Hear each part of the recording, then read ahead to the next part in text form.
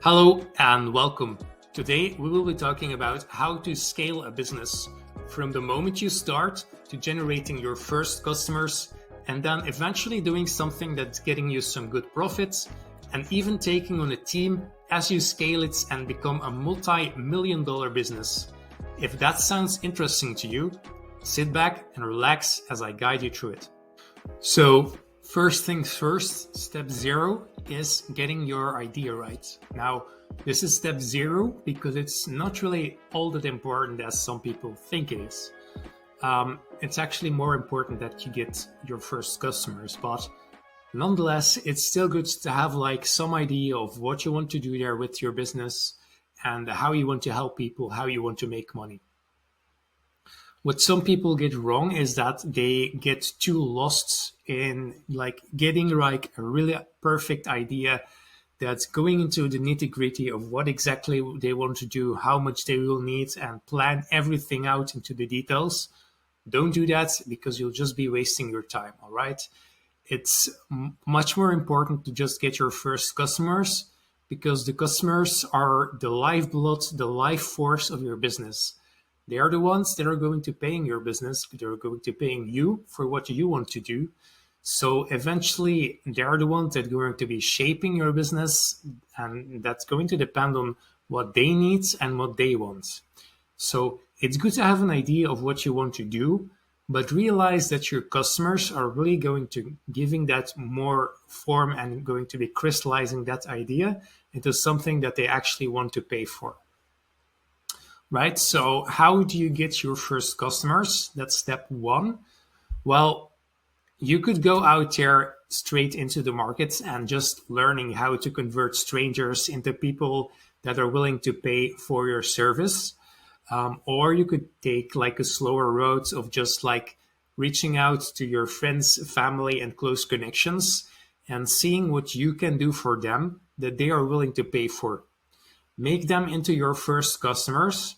And once they are happy, they can refer you to people that they know that might want to use your service or might need your service. Then you can help those people and then they can refer you to other people. All right. So this is kind of the way you can go about your first customers. Now, how you can grow from there is what some people do is they work for companies that are above them, people that are above them, and they just give them projects. The companies that are above them are the ones that are generating all the customers. And basically, you're not really a business at that point. You're just being a freelancer. You're not generating your own customers. You're relying on people above you to generate customers for you. So really, you're more like a freelancer. And this is, in my eyes, this is not really a business model. This is a very poor strategy because you're giving them all the power, and it's not going to be a way that you can really grow your business successfully. People who are a little bit smarter tend to generate their own customers, but most businesses go about this in a very slow way because they just rely on word of mouth and referrals. So they keep doing that initial strategy of just making people happy with a good service and then relying on them to get more people to the business. And this is word of mouth and referrals. And this is a very good thing because a lot of good customers come from that. But this is a very, very slow method of growth. If you want to take years and decades of building your business and having like a mediocre thing at the end of it, then that's the way to go. But if you are serious and if you really want to scale a company or a business really successfully, or maybe even want to make it like a multi-million dollar business, then you're going to need marketing. And I know that there are some exceptions that people do use word of mouth or just referrals and get like a pretty successful business that way, but they are exceptions. And more likely than not, if you really want to build a successful company, you're going to be needing marketing because marketing is what gives you power over generating that customers and generating that demand. And it's just a much faster way to grow your business. There's a lot of misconception that, because especially me, what I do, like there's organic marketing, and I'm even the paid marketing, the paid ads. So there's a lot of misconception that what I do is just like kind of like a short trick that's only going to work for a couple of months, and then it's not really going to help the company. Now, that is a misconception. While paid ads, paid marketing, what I do is more of like a short-term thing than a long-term thing. It's also going to help you grow like in the long term, because if you don't do that and you just rely on referrals, like it might take you years and decades to really see results. With paid ads, like I can double, I can triple what you're making right now in just a span of like a couple months time. And it's not like after that businesses are dropping off their money. Like, no, they're there and they stay there. Now, do they rely a little bit more on the service? Well, yes, because they haven't generated that word of mouth yet. But they could also use that to get, they could use that to either generate that word of mouth if they just want to stay where they are and take things a little bit slower. Or if they're ambitious, they could even use that to scale themselves up even further and go into like, becoming like a real successful 5-figure, 6-figure, or even 7-figure business. That's all possible with paid advertising. And while eventually it's good to do some organic marketing as well, paid advertising is really what's going to give you that leverage to generate customers quickly and quickly scale into something that makes a lot of money. And it can be very stable as well, guys. Don't buy into the misconception. It all comes down to how you manage your business and not about, which type of marketing that you choose. So now that you know why you need marketing, or at least why it's powerful, let me give you a breakdown of how marketing works and what exactly it is. So you really have two options here. You can either do it yourself, in which you will have more control of, like, you will understand marketing better and you will be able to control better what exactly you want to do with your marketing. But it's also going to take you a lot more time and a lot more effort if you want to do it yourself. Your second option is to work with an agency, a partner that does it for you. And here, of course, maybe you have like a little bit less control. The real challenge is going to be to find a good partner that you trust and that you like working with. But once you do find that good partner, they can really scale your business up a lot more quickly than if you were to just do it yourself, because that's what they specialize in. Right? So those are your two options. Now, in order to give you an idea of what marketing is, so marketing, it's broader than advertising, but for the sake of the argument, let's just say we're talking about advertising here. So advertising, it's really about putting media out there, putting images out there, putting copy out there. This could either be on a poster locally, this could be online, digitally, on Facebook or Google, Instagram, things like that. You're sending out some kind of message or some kind of like a visual, at least, in order to attract people to your service. The people that then actually fill in those forms or end up contacting the company, those are what we call leads, all right? And this is the job of advertising and marketing, to really generate those leads in scale and also generate them very efficiently at a low cost, because that's what you want. You want good results at a low price.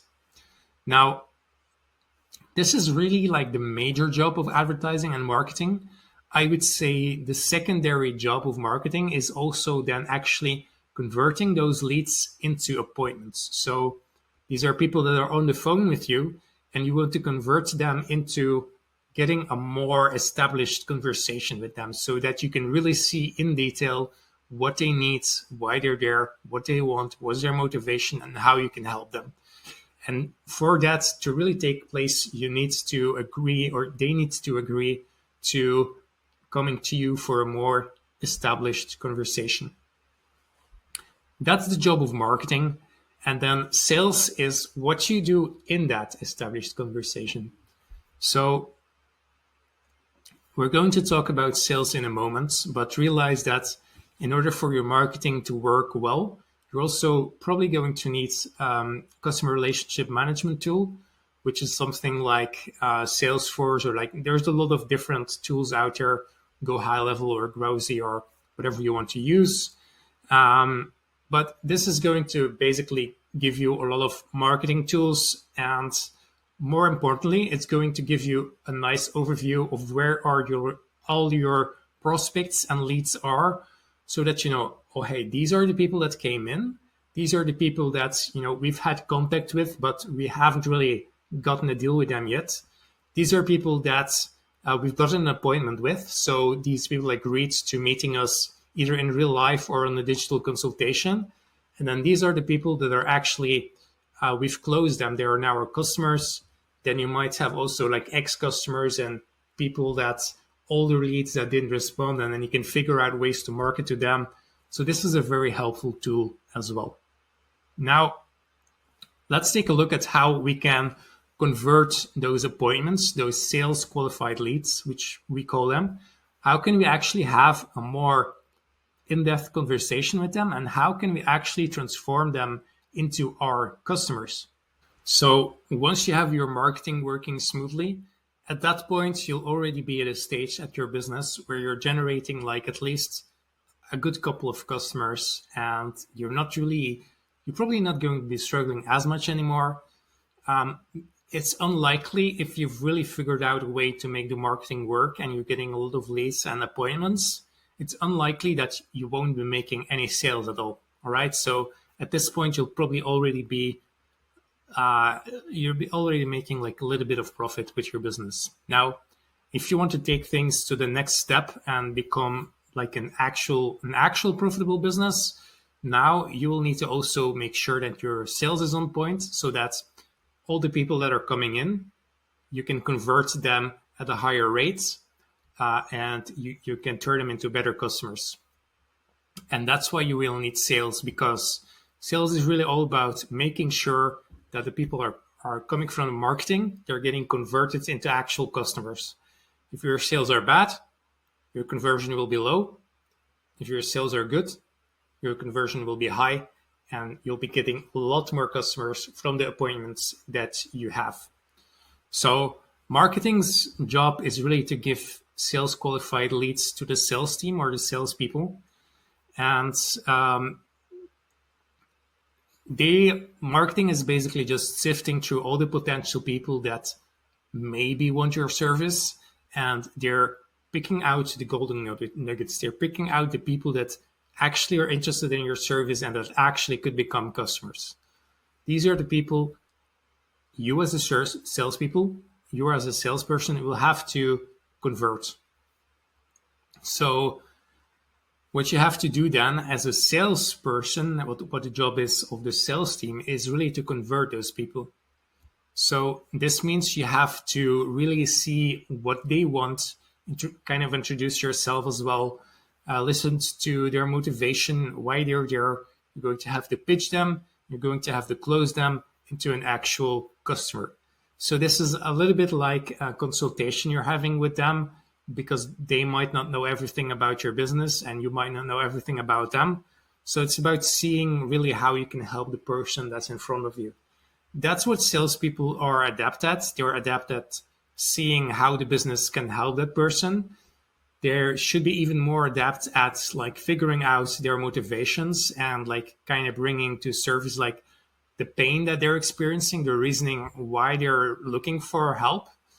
And the third thing salespeople should be adept at is making, finding a way for the business to make profit from that customer, right? So they're either intermediary between that customer and the business, and they're the ones that are generating your actual customers. And this a lot of times comes down to just like people skills, and there's also a lot of like things that are specific to sales that you can learn. So it's a little bit more specific than people skills, but at the core of it, all of it is just people skills.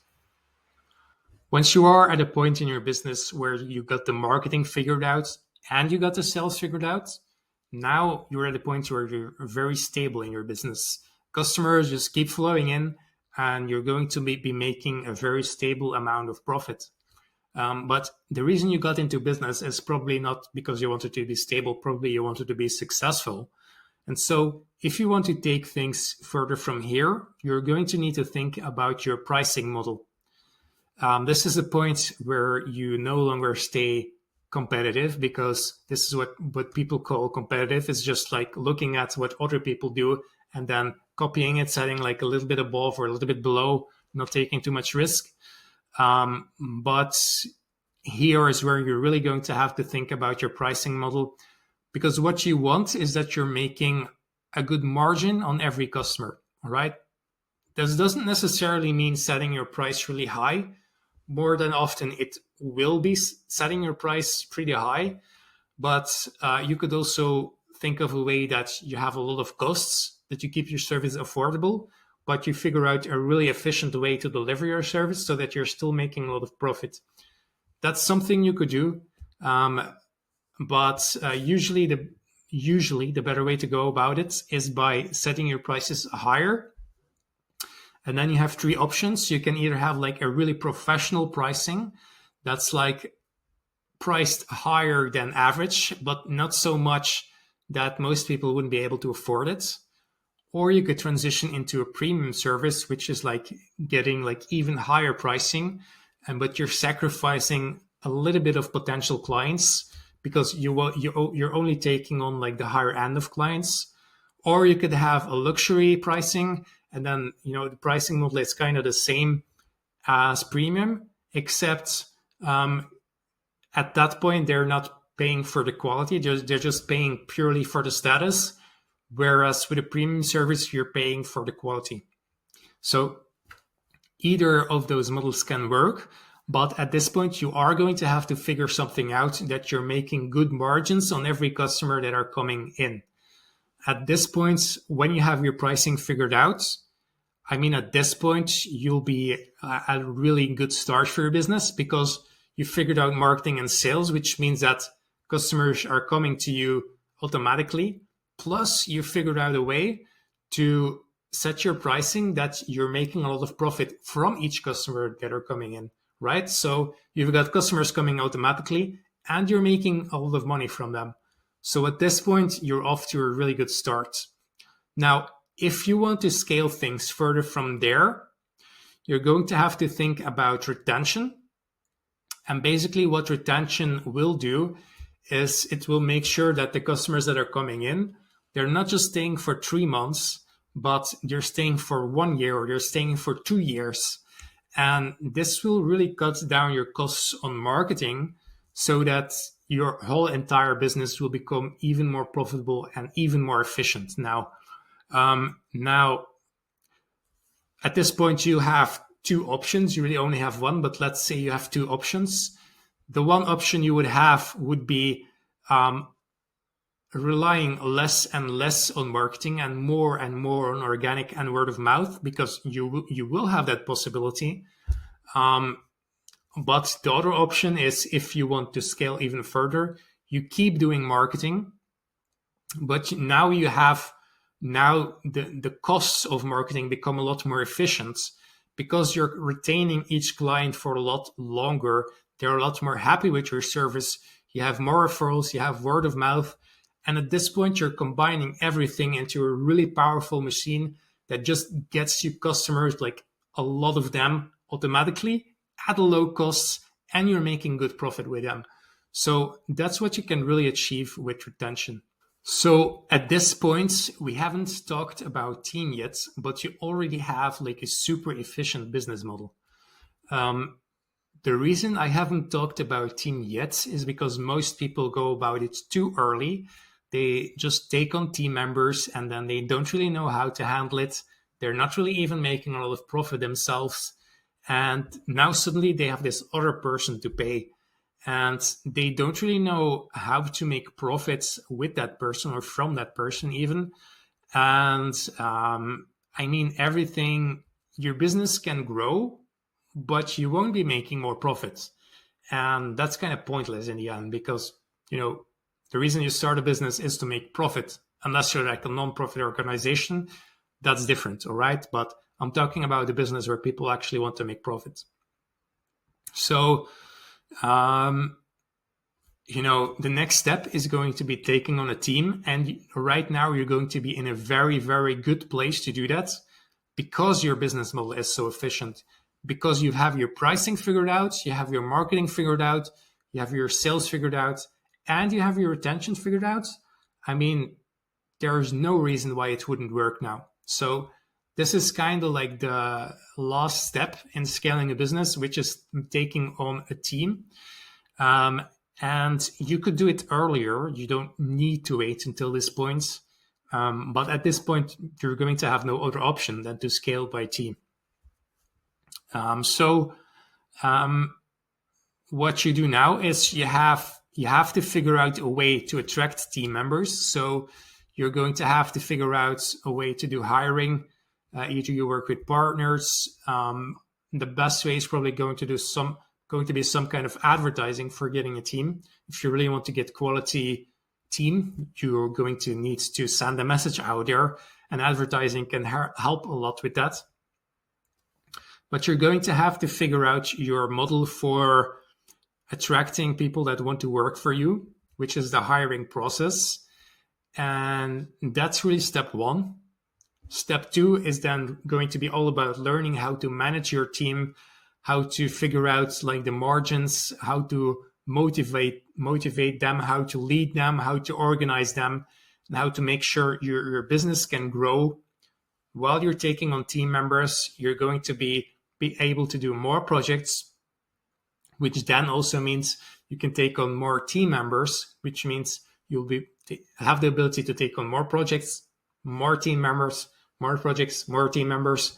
And this is really the way you can keep scaling until you are like a multi-million-dollar business, or even a billion-dollar business. Now, the difference between the two, or like, the difference between like a multi-million, let's say $100 million business, and a business that's barely making $1 million business, will be that the first one will have a smaller team, and all the leadership will be done by you, the business owner. Whereas if you're in a bigger business, the leadership will be more divided. And while you might be the CEO or the founder, below you will then be the C-level executives like the CMO, the CFO, the CTO.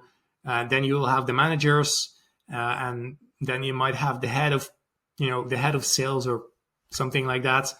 And then you will have like the normal working class of people and the admins and things like that. So this is really the way you can scale.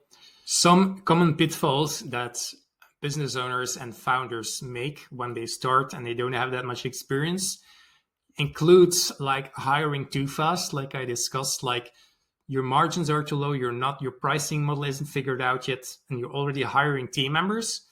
Usually people are just doing that because like they're excited and they want to do something, but it might not be a good strategy to do it that early, all right? So always think about strategy, and don't do something just because you want to do it or just because it's shiny. Make sure that your strategy is sound, and then you're going to be off to a good start. Another mistake that a lot of people make is they ignore retention. Now, I think for most local businesses, that's not ignored as much, because usually they're more focused on like doing a good job. But for people who are very focused on sales and marketing, a lot of those people tend to ignore retention, and that's not a good thing, because then you might have a lot of customers, but you're not going about it efficiently because you're churning. Your churn is like terrible, and you're losing customers because they're not happy with what you're doing, and because you just don't know how to retain them. So that's something you need to pay attention to.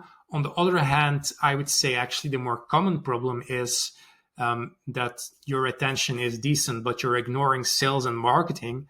And not to say that's a more important problem, but it's a more common problem. So in that sense, I guess it is kind of more important because it's more common.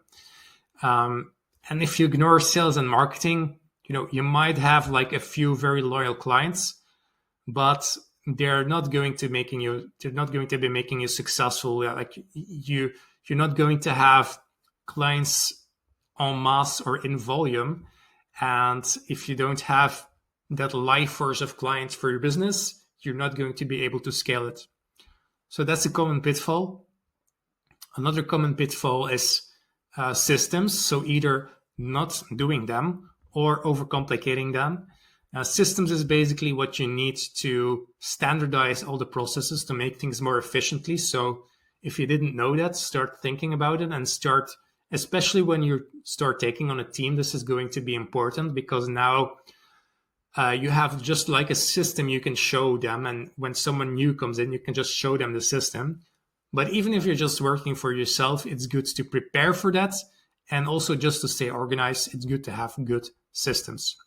But don't overcomplicate them, or that's just going to slow things down or make things more complicated than they need to be. Ignoring customer feedback is the last common pitfall that I will give you, because that's very important. As I said, customers are the life force of your business. So if you ignore how they feel or if you ignore how they want, obviously it's not going to be a good strategy. You always need to be taking in the feedback, what they liked, what they didn't like, to see how you can help them better, how you can help them longer, and how you can provide a better service or product for them. Those are some of the common pitfalls. If you enjoyed this video or you learned something, please give this a like and subscribe. It really helps the channel grow. And please tell me in the comments if you have any thoughts or anything you want to share. You guys are the reason why I do this, so obviously I really want to hear from you. Right, I'll see you in the next video. Cheers.